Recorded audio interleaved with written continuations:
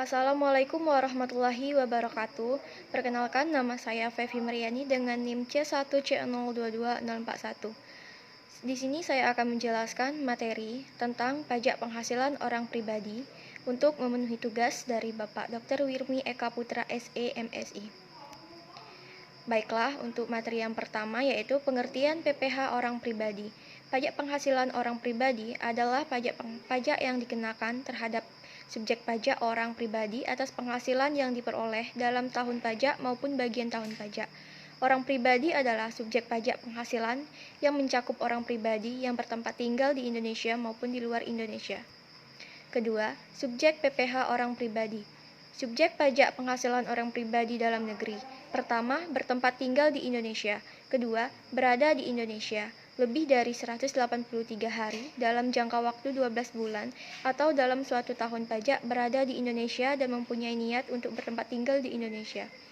Ketiga, PPh orang pribadi dalam negeri ini dikenakan pada bagi WP, OP yang telah menerima atau memperoleh penghasilan yang besarnya melebihi penghasilan tidak kena pajak atau PTKP. Subjek pajak orang pribadi luar negeri. Pertama, orang pribadi yang tidak bertempat tinggal di Indonesia. Kedua, WNA yang berada di Indonesia tidak lebih dari 183 hari dalam jangka waktu 12 bulan. Ketiga, WNI yang berada di luar Indonesia lebih dari 183 hari dalam jangka waktu 12 bulan serta memenuhi persyaratan. Ketiga, objek PPh orang pribadi.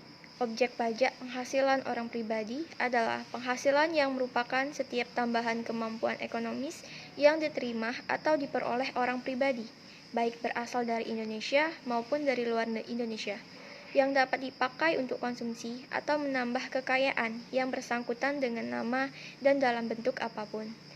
Untuk jenis objek pajak penghasilan orang pribadi, pertama, penghasilan dari pekerjaan, seperti pergantian atau imbalan berkenaan dengan pekerjaan atau jasa yang diterima atau diperoleh termasuk gaji, upah, tunjangan, honorarium, dan komisi.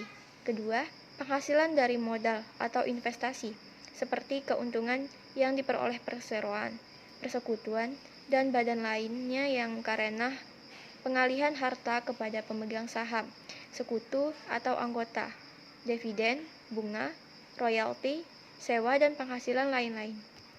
Yang keempat yaitu norma perhitungan PPh orang pribadi.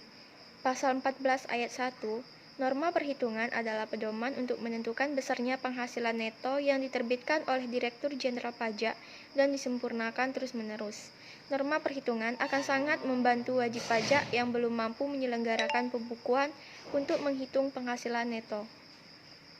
Ayat 2, norma perhitungan penghasilan neto hanya boleh digunakan oleh wajib pajak orang pribadi yang melakukan kegiatan usaha atau pekerjaan bebas yang beredaran brutonya kurang dari jumlah sebesar 4.800.000.000. Untuk dapat menggunakan norma perhitungan penghasilan neto tersebut, wajib pajak orang pribadi harus memberitahukan kepada Direktur Jenderal Pajak dalam jangka waktu 3 bulan pertama dari tahun pajak yang bersangkutan.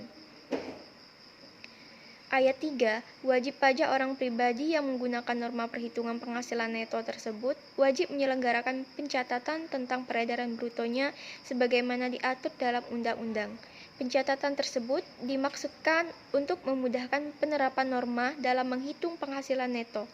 Ayat 4, apabila wajib pajak orang pribadi yang berhak bermaksud untuk menggunakan norma perhitungan penghasilan neto, tetapi tidak memberitahukannya kepada Direktur Jenderal Pajak dalam jangka waktu yang ditentukan, wajib pajak tersebut dianggap memilih menyelenggarakan pembukuan. Kelima, norma pembukuan PPh orang pribadi.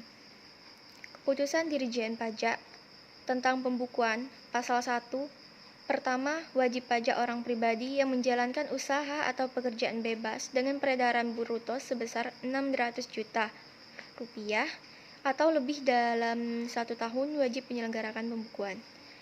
Kedua, wajib pajak orang pribadi yang menjalankan usaha atau pekerjaan bebas dengan peredaran bruto di bawah 600 juta rupiah dalam 1 tahun wajib menyelenggarakan pencatatan kecuali wajib pajak yang bersangkutan memilih menyelenggarakan pembukuan. Ketiga, Wajib pajak orang pribadi sebagaimana dimaksud dalam ayat 2 yang tidak memilih untuk menyelenggarakan pembukuan, menghitung penghasilan neto usaha atau pekerjaan bebasnya dengan menggunakan norma perhitungan penghasilan neto. Keenam, tarif PPh orang pribadi. Pertama, tarif pajak yang diterapkan atas penghasilan kena pajak bagi A. Wajib pajak orang pribadi dalam negeri adalah sebagai berikut. Terdapat yaitu lapisan pajak penghasilan kena pajak dari sampai 50 juta yaitu 5%. Di atas 50 juta sampai 250 juta tarif pajaknya yaitu sebesar 15%. Di atas 250 juta sampai dengan 500 juta pajaknya terdapat 25%. Di atas 500 juta yaitu tarif pajak 30%. Wajib pajak badan dalam negeri dan dalam bentuk usaha tetap adalah sebesar 28%. Kedua, tarif tertinggi sebagaimana dimaksud pada ayat 1 huruf A dapat diturunkan menjadi paling rendah yaitu 25% yang diatur dengan peraturan pemerintah. Ketiga, tarif sebagaimana dimaksud pada ayat 1 huruf B menjadi 25%. yang mulai berlaku sejak tahun pajak 2010. Keempat, untuk keperluan penerapan tarif pajak sebagaimana dimaksud pada ayat 1, jumlah penghasilan kena pajak dibulatkan ke bawah dalam ribuan rupiah penuh. 7. Contoh perhitungan PPh orang pribadi.